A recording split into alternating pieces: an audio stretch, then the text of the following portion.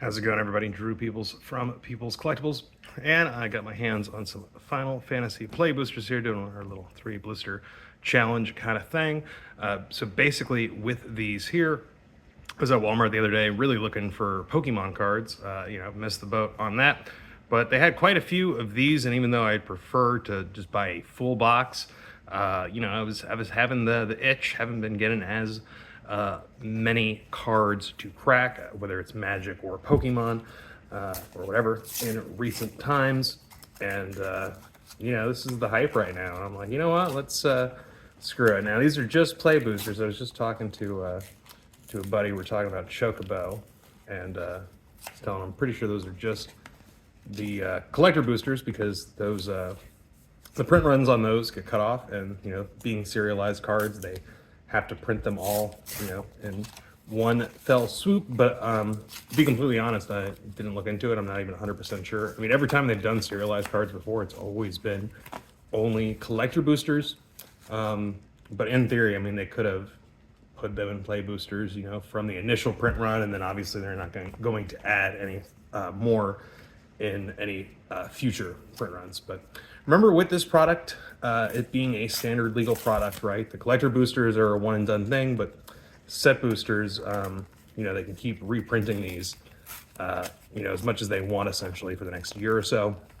It's part of the reason these are more expensive, because they had to pay Square Enix for the publishing rights of their IP, and as thus, they put that cost onto the consumer, essentially.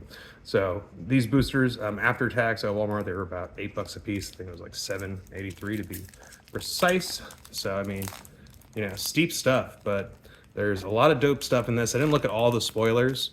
So yeah, we're gonna take it a little bit slow. Like, I'm curious to see what all is in this set.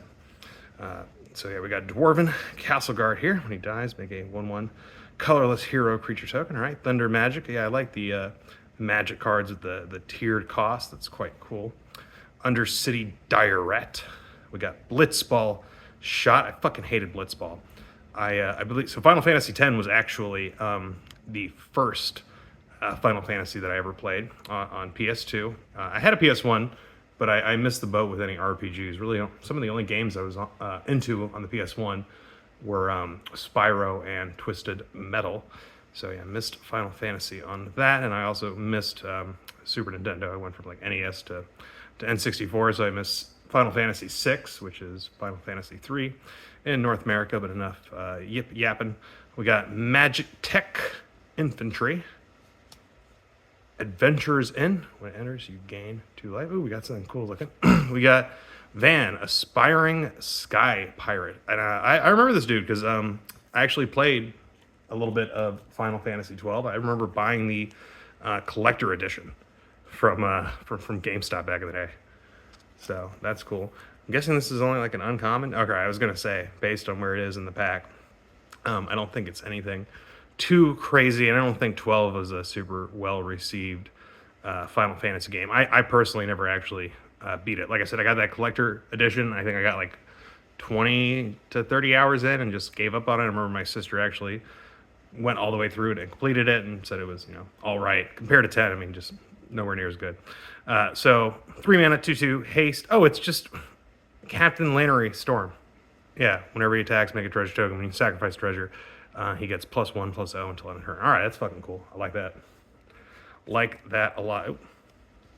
Damn, I was so excited. I saw that in the back and thought like this was like a good like foil dual land. I didn't realize it was just like a regular tap land, with the only difference being that it has the town subtype there. Why is my camera being so shitty today? We got Capital City. All right, quite a few towns in this one. The Crystals Chosen. All right. Freyra Crescent. Never played 9, but this is one that I wanted for my equipment deck. Tella, Great Sage. 5 mana, 3/3 human wizard. Whenever you cast a non-creature spell, create a 1/1 colorless hero creature token. If 4 or more mana was spent to cast that spell, draw 2 cards. If 8 or more mana was spent to cast that spell, sacrifice Tella and it deals that much damage to each opponent. All right. And side quest, raise a chocobo. Woo! All right. So guaranteed foil in every pack, and we got 2. I guess so. There's probably one of those dual lands, or So yeah, it's yeah. I guess it's between a dual land or a basic land in that slot, and then just like with normal packs, that lands the land in that slot can be foil or non-foil, and then you always have that guaranteed foil right before it. But side quest raise a chocobo. I mean, that's for as far as like uncommons go. That's cool. Not the chocobo we were looking for, but a chocobo we will take nonetheless. All right, so we have our rare there, Telegreat Sage, nothing too crazy. Hoping for VV. Need that for my Veyron deck. Would be quite cool, quite cool. All right, let's see. Rook Turret, Aerith Rescue Mission. Spoiler alert, she fucking dies. Blazing Bomb, Fight On. Not even gonna try. Adventurer's Airship. We've got Laughing Mad with Kefka. He fucking crazy, man. Samurai's Katana. We got Restoration Magic, another one of our tiered spells there. Always love a good white mage. We got Titus Blitzball Star. Titus, we love you, buddy. Gilgamesh, Master at Arms. 6 mana, 6/6, legendary human samurai. When Gilgamesh enters or attacks, look at the top 6 cards of your library. You may put any number of equipment cards from among them onto the battlefield. Put the rest in the bottom of your library in a random order. When you put one or more equipment onto the battlefield this way, you may attach them to a samurai you control. All right, I mean, that's a cool card. And Kane, Traitorous Dragoon.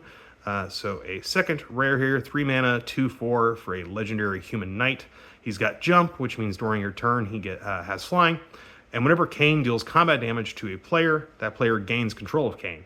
If they do, you draw that many cards, create that many tapped treasure tokens, and then lose that much life. Yeah, I mean, that's interesting. Oh, okay. Got an island there. Cool, basic little land like that for sure. All right, we got our rares up there. All right, let's hope we get a mythic or something spicy here. Something I saw when I looked at the handful of spoilers that I looked at. Not really I maybe know like 50 cards out of the set. Magic Damper. We got Cloudbound Mogul. We got Summoning GF Ilfrit. And I kind of happy and then kind of disappointed with the way that they changed sagas out of nowhere to then make Urza Saga more broken because you can't just destroy it now with Blood Moon. You know, I remember I fucking hated these guys, and they're from Final Fantasy III. That's when they started. And I remember them first from Crystal Chronicles. Wait, did I play Crystal Chronicles before Final Fantasy X? I might have. Balam T. Rexor. Crossroads Village, another town. Lobo Ride the Shoe Poof. I swear I'm not that bad at like reading things, man. Adelbert we're going to the next one. Cargo ship. Ooh, did I see something spicy? We got Vanille, Cheerful, blah, blah, blah, blah, and Jador, Aristocratic Capital. All right, so a town with a adventure added onto it. Interesting. I didn't actually. You know, do I remember this from spoilers? I don't really know. Target opponent mills half their library rounded down. All right, like that. And then you can play it as a land, and it just taps for blue. Okay, cool. And Barrett Wallace. All right. You know, only an uncommon, but, you know, anything from Final Fantasy VII, that's the one that, you know, people always clamor onto, which, you know, again, personally for me, 10 has a very soft spot in my heart just because that was the first one that I played. And again, I think I barely didn't 100% it because I fucking hated Blitzball, and you had to complete the Blitzball like tournament or whatever. You had to play a bunch of Blitzball to get Waka's like ultimate weapon, and I refused to do that. I was okay with what's her name, Luna, the black mage chick, dodging lightning in that fucking forest to get her ultimate shit. I mean, that was tedious as fuck and took me forever, but I was okay with that. But fuck Blitzball, seriously, fuck Blitzball. Waka, you're okay, but like the sport that you're into is some bullshit. I guess Titus is also like into it, but Titus is he's all right in my book, just because him and Yuna are, you know, getting it on, and she's pretty fine and shit. All right, well, thank you for joining me once again. It's Drew Peeples from Peeples Collectibles, and until next time, friends, have a fantastic day. All right.